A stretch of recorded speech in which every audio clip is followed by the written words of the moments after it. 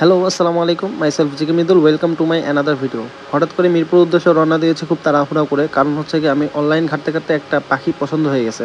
তো পাখিটা মূলত একটু কম প্রাইসে লেখাতে অনেকেই হয়তো বা ওনাকে ফোন দিচ্ছে, তাই উনি বললো ভাই যত তাড়াতাড়ি সম্ভব তত তাড়াতাড়ি আসেন। তো আমি যেই কথা সেই কাজ, যত তাড়াতাড়ি সম্ভব হয়েছে তত তাড়াতাড়ি ওনার বাসায় গেছি।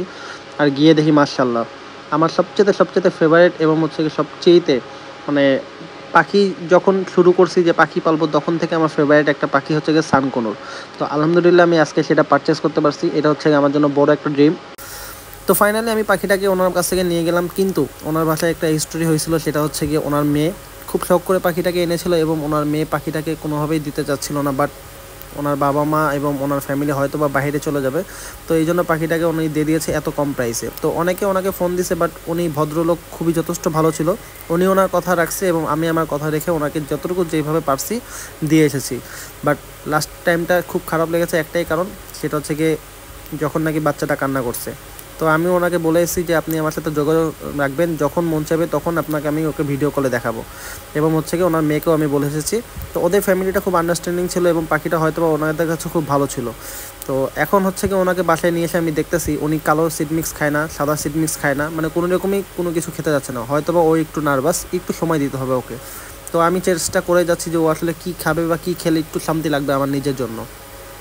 তো আমি চেষ্টা সর্বমত করে যাচ্ছি, বাট আলটিমেটলি যখন ওকে পানি দিলাম দেখলাম যে ও পানির জন্যই মূলত হয়তো বা তখন কিছু খায় নাই।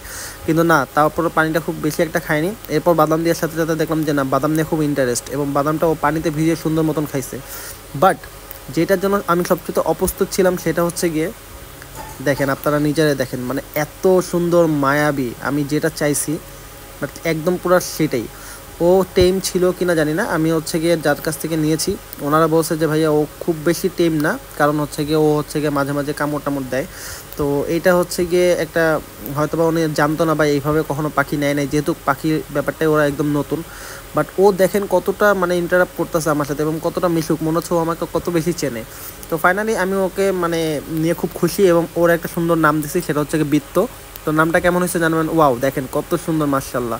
মানে ও হাতের ভিতরে একটু আদর নিতে পছন্দ করে, কারণ সানকনুর বরাবরই মানুষে পাখি এবং এরা মানুষের সাথে থাকতে এবং মানুষের সাথে ইন্টারাক্ট করতে খুব মজা পায়। তো বরাবর আমি আশা করি যে, আর ওর যে উইন্সের যে কালারটা দেখতেছেন এটাই ওর মূলত কালার, বাট এইটার ক্ষেত্রে ওর সময় লাগবে ফুল অ্যাডাল্ট হতে। তো সবাই ভালো থাকবেন, সুস্থ থাকবেন, টাটা।